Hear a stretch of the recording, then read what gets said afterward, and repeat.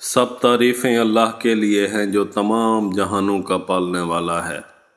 ہر چیز جو آسمانوں اور زمین میں ہے اس کی تسبیح کر رہی ہے اور وہ زبردست اور حکیم ہے۔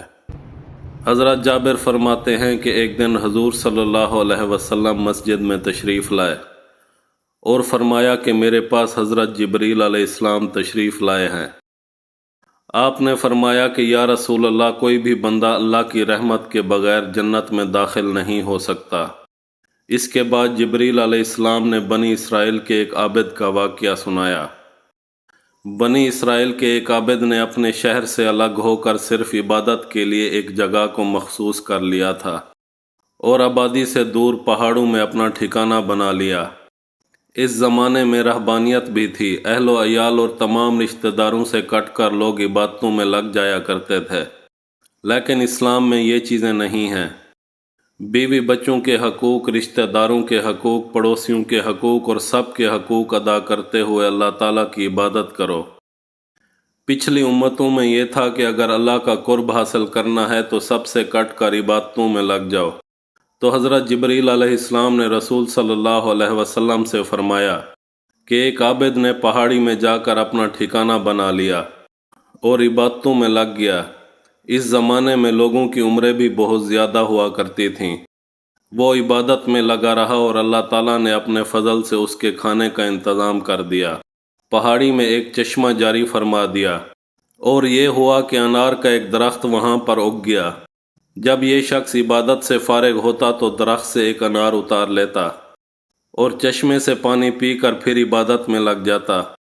بڑے طویل عرصے تک وہ اسی طرح عبادت میں لگا رہا اور لمبے لمبے سجدے کرتا رہا، سجدے میں ہی اپنا پورا وقت گزارتا رہا، یہاں تک کہ ایک روایت میں آتا ہے کہ یہ سلسلہ 500 سال تک چلتا رہا۔ وہ عابد 500 سال تک عبادت کرتا رہا، سب سے کٹ کر اس کو سجدہ شکر کے علاوہ کوئی کام نہیں تھا۔ سجدہ کرتے کرتے آخر میں اس نے سوال کیا، یا اللہ، میری موت بھی سجدے میں ہو اور سجدے کی حالت میں تیری دربار میں حاضر ہوں۔ اللہ تعالیٰ نے یہ دعا قبول فرمائی، اس لیے کہ یہ شخص مخلص تھا۔ اس کے ذہن میں یہ آتا تھا کہ اسی طرح سے اللہ تعالیٰ مجھے بغیر حساب کتاب کے جنت میں داخل کر دے گا۔ حدیث میں آتا ہے کہ جبریل علیہ السلام نے فرمایا، اس کا انتقال تو ہو گیا، اب قیامت کے دن جب یہ بندہ اٹھے گا تو سجدے کی حالت میں اس کا معاملہ کیا ہوگا، یہ تو لوح محفوظ میں لکھا ہوا ہے۔ اللہ تعالیٰ اس بندے سے فرمائیں گے، میرے فضل و کرم سے جنت میں داخل ہو جا، مگر یہ بشر کہے گا کہ اللہ تعالیٰ مجھے فضل سے بخشے گا، میری عبادت کا کوئی صلہ نہیں۔ فرمایا کہ اس بندے کے اس سوال پر میری عبادت کا کیا ہوا؟ اللہ تعالیٰ فرمائے گا، اس بندے کو ذرا جہنم کے کنارے لے جاؤ۔ حدیث میں آتا ہے کہ جہنم کی بھاپ سے اس کا پورا بدن سوکھ جائے گا، پیاس شروع ہو جائے گی، بے انتہا پیاس ہوگی، پیاس سے اس کا حلق سوکھ کر کانٹا ہو جائے گا، وہ پانی کے لیے چلائے گا، اب یہاں جنت کی طلب ختم، صرف ایک گلاس پانی مل جائے۔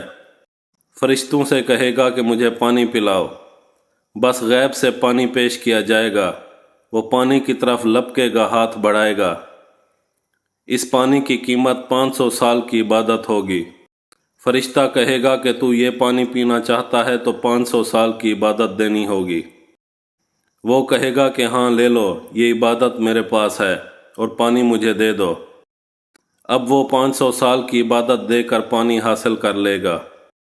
اب اس کے پاس جو کچھ تھا وہ ختم ہو گیا۔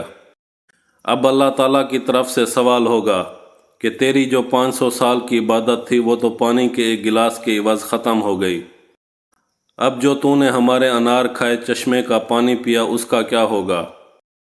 کیا اس کا حق تو ادا کرے گا؟ اس کے پاس کوئی جواب نہ ہوگا۔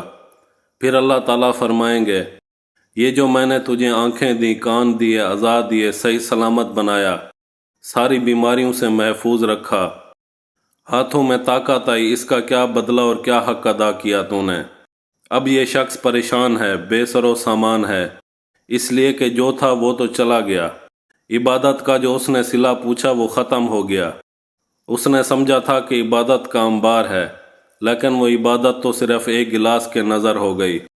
یہ جو اپنے فضل سے اللہ تعالی ہم کو نوازتے ہیں، اس کا کوئی حق ہم سے ادا نہیں ہو سکتا، یہ محض اس کے فضل سے ہو رہا ہے۔ اللہ کی رحمت اور فضل سے ہم کھاتے پیتے سوتے اور جاگتے ہیں، تو یہ نعمتیں جو اللہ تعالیٰ اپنے بندوں کو دیتا ہے اور بندے اس کو استعمال کرتے ہیں، یہ محض اس کا فضل ہے۔ اللہ آپ کے لیے آسانیاں پیدا فرمائے اور آسانیاں تقسیم کرنے کا شرف عطا فرمائے۔ ویڈیو کو لائک اور چینل کو سبسکرائب کر کے ہماری حوصلہ افزائی کریں تاکہ اس طرح کی دینی اور معلوماتی ویڈیوز کا سلسلہ جاری رہے۔